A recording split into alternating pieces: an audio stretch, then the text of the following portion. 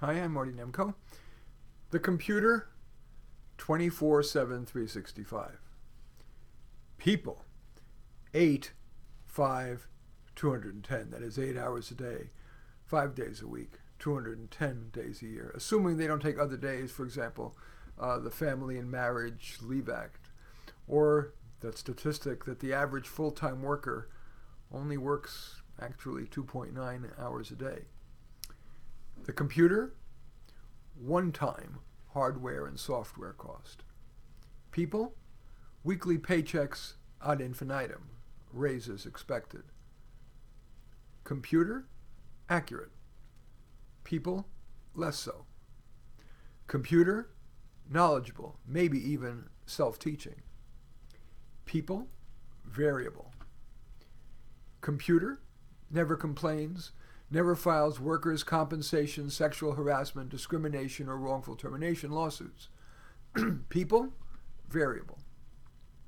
Computer, ever improving, cost dropping.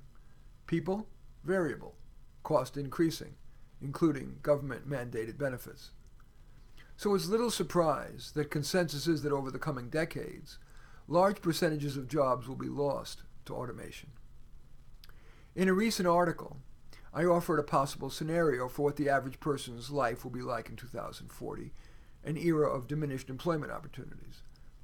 Here, I project what the corporation or large nonprofit might look like. First, there will be disintermediation. That's a technical term for reducing the number of mid-level employees. The term may be technical, but the effect on the job market for average folk is far from a technicality. At the top of the ladder, there will be a small number of highly skilled and well-paid techies, plus executives, who will select hardware and software and review anomalous or objected to lower-level decisions, which will be made mainly by artificial intelligence-driven computers. For example, in most large companies, human beings currently decide what to purchase, they're the supply chain managers, and how to price items, that's mainly marketing and accounting people, how to respond to customer service complaints, that's the customer service people, in trying to satisfy customers at the lowest cost.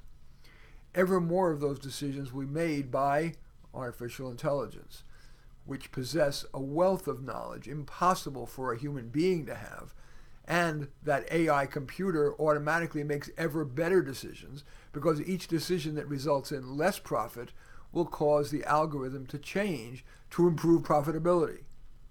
Some low-level tasks will be computer-assisted.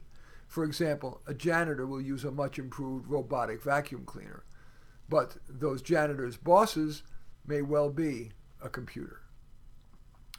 The next area of prediction for the workplace of 2040 is what I'm calling the incredible shrinking headquarters. The cost of office real estate, ever-worsening commutes, and improved video conferencing thanks to holography will result in headquarters being much smaller, with most workers working at home. Business trips also will be greatly reduced because of the aforementioned super video conferencing. The future workplace in 2040, let's talk about pricing.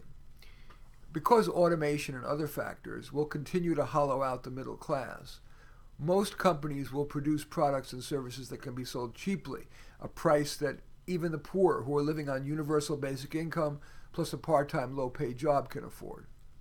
A much smaller percentage of companies will aim to sell to the aforementioned highly paid techies and executives, but many of those people will come to realize that the benefits of that 4,000 square foot house, that vacation condo they rarely visit, and that breakdown-prone luxury BMW or Mercedes aren't worth it. Indeed, often add to stress.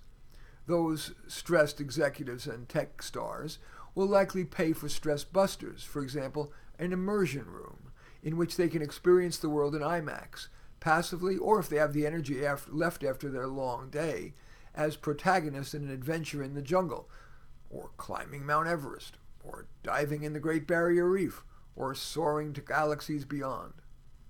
Hiring will also be more automated.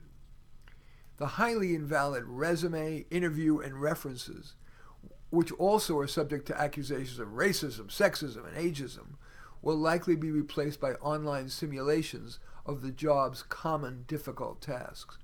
To avoid having a shill take the test, each keystroke would be fingerprint sensitive, and iris recognition software would verify that it is the applicant who is looking at the screen. Compensation reviews would similarly be automated based on metrics of the employee's performance. As with other AI-based decisions, an employee who's unhappy with the AI's decision could appeal to a live person. The takeaway? Some prognosticators assert that new technology always creates more jobs than it kills. Alas, this time it may well be different. Agriculture and manufacturing are ever more automated, and ever smarter self-teaching artificial intelligence-driven computers are threatening even jobs that require subjective judgment. And in our information age, much of what will be sold will be in bits and bytes, with unlimited copies of software reproducible with the push of a button. No employees required. Many employers do recognize that there is a trade-off between automation's efficiency and the resultant reducing of the public's ability to buy their products or services because fewer people are working and paid well. But few individual companies can forego extensive automation in the goal of having long-term societal benefit, if only because long before that accrues, the company will have been put out of business by efficient companies worldwide, able, thanks to automation, to produce better products at lower cost.